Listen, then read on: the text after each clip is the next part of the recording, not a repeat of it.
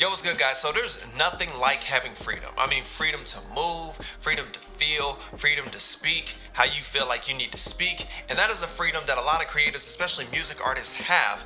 But what happens when that freedom comes in conflict with what you're seeing in the media or seeing within your own genre or subgenre? And this is a question that was asked to me through DM. This person basically said, well, Sarge, what happens when, I want to make my art, I want to be creative, right?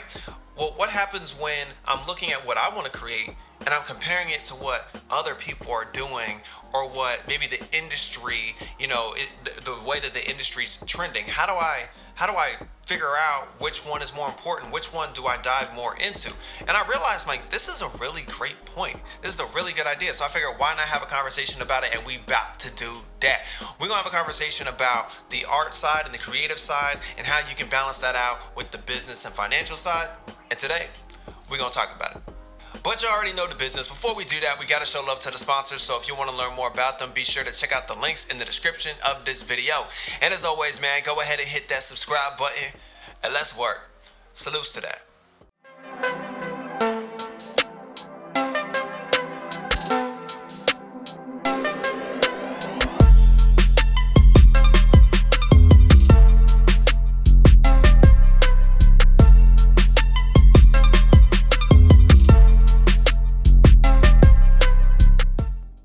So let's dive right in. I'm gonna start with the message that spurred all of this, and here it goes.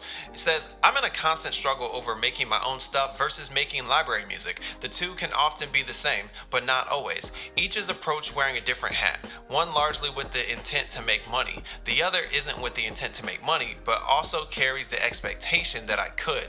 Maybe, who knows? Both involve focused effort. My full-time job is constantly placing me in a position of having to favor one over the other. Do you have an opinion you can share? Thank you. All right, so that's the message. Let me start off by saying this. You are 100% right. You are 100% right. Balancing the art and creativity side with the business and financial side, it can be super difficult at times, and it could bring on a little bit of stress, unneeded stress. But I'm also going to say it's not impossible to do. It is not impossible to balance those two. So because I know this topic could take a while, it could take, honestly, this could be a 30 to 40 minute conversation. I know y'all not trying to sit here for 30, 40 minutes. We're not doing that today. So what I'm going to do is I'm going to ask you guys some simple questions that will help you better navigate balancing the two between the art and the creativity and the finances and the business and the money, all that stuff when it comes to your career. So let's do it. All right, so question number one I have for you is creating starting to feel like an expense for you?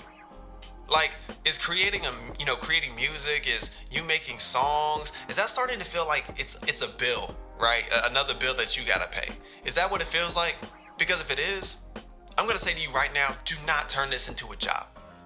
You love this, remember? Do not take away the enjoyment of doing what you love because you're starting to turn it into a job, because you're focusing on things like, well, how am I going to make money? Am I putting out enough music? What do other people think about it? No.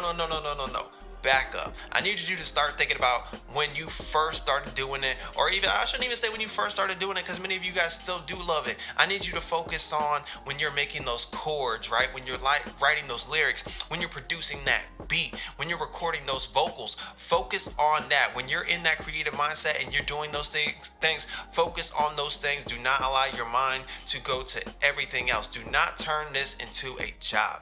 Seriously, guys, this is something you really, really don't want to do. You do not want to start treating your art like it's another expense, something else you gotta check off the to-do list, because the moment you start doing it and you start making it a job, you start putting pressure on yourself to make money. And then if you're not making that money as fast as you feel like you should, then your motivation starts getting lower and lower and lower, and you really, really don't want that. Matter of fact, recently I did a video on what happens when you start to lack motivation. If you're interested, check at the top and the video will come up. You can just click on it and watch that. But seriously, you do not want that to happen. That is not something you want to do. So again, ask the question, is music beginning to feel like an expense for you?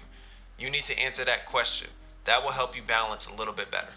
All right, so my second question for you, and you might look at me kind of crazy, a little side eye, but my second question to you is, do you believe in your music? Yeah, I meant exactly what I said. Do you believe in your music? Do you believe in that song? Do you believe in that EP? Do you believe in that album? Do you really?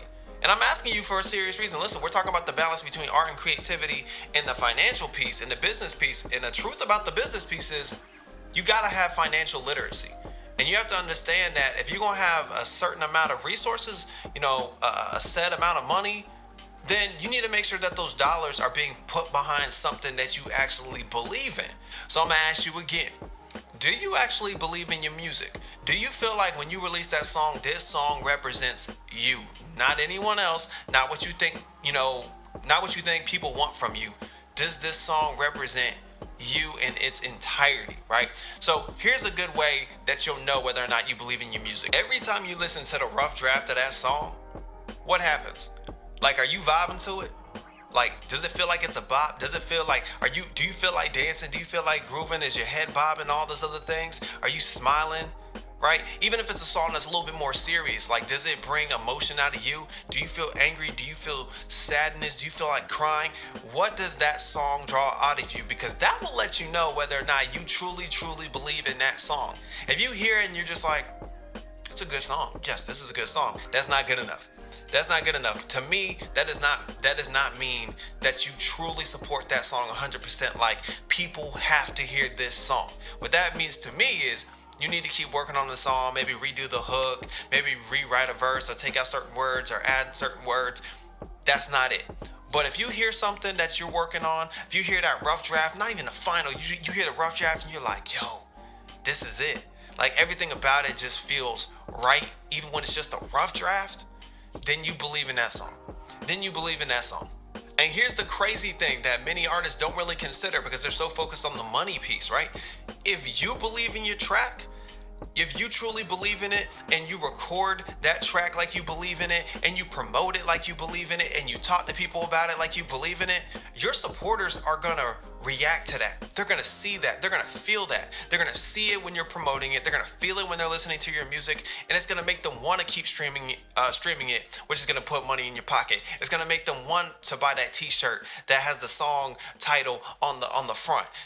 All those things. They're gonna feel your energy. They're gonna feel your emotions through the track. All those things. So stop being concerned about what other people thinking or wanting. The real question is that music you're trying to drop.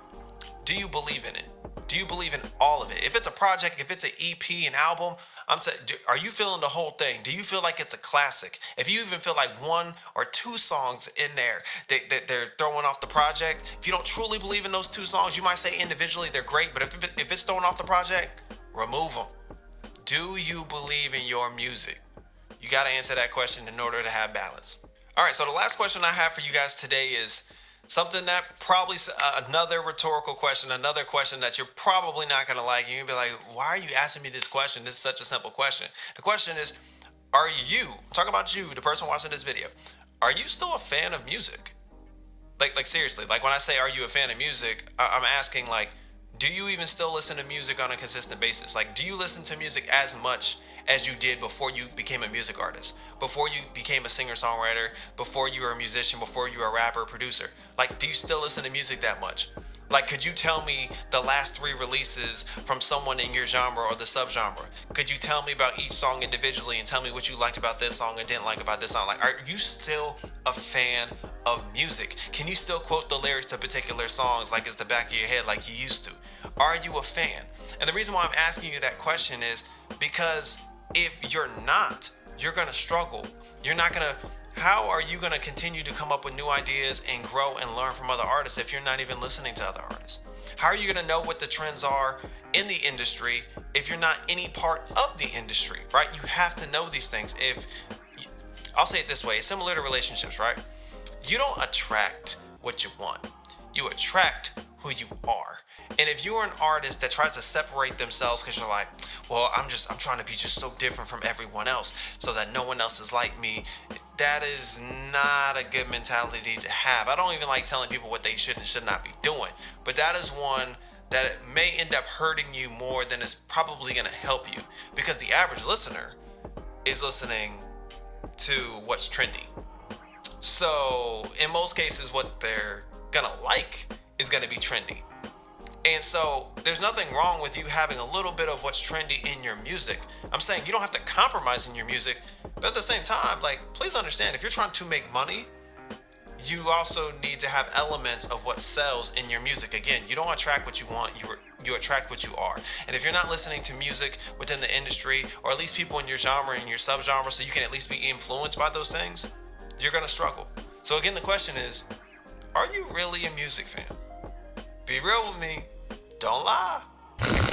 And mind you, this is really, really important. There's a reason why this is my third point, right? Because if you are using your money, right, we're talking about the business side too. If you're using your money to market to an audience that believes that your music is outdated, like they don't like the sound because they like the current sound, and just because you just don't want to be the current sound, now you sound outdated, you're wasting your money.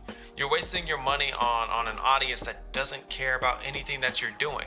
So again, both sides matter. There has to be a balance. You can't just be completely like it's all about my art, but you also can't be stressing, what people think 100% of the time. There has to be balance. But if you answer those questions, guys, I think you'll be in a good place. You'll be in a good place, because it's not easy. You guys know, as a music artist, as a creative, it's not easy. But you're built for this. Like, I believe in you. You're built for this. I don't care what genre you're in or where you're from. I know that you got this. So anyway, I got a legit question for y'all. Like I ask every week, did you rock with this video? Was this helpful? If so, man, go ahead and hit that like button, then hit that subscribe button so you get notified every time I drop a new video. Also, if there's a particular topic you want me to talk about, go ahead and leave it in the comment section. I do read my comments, and I will add your suggestion to the list. And as always, man, be you, enjoy your life, and live authentic. Salutes to that, and I'll catch y'all later.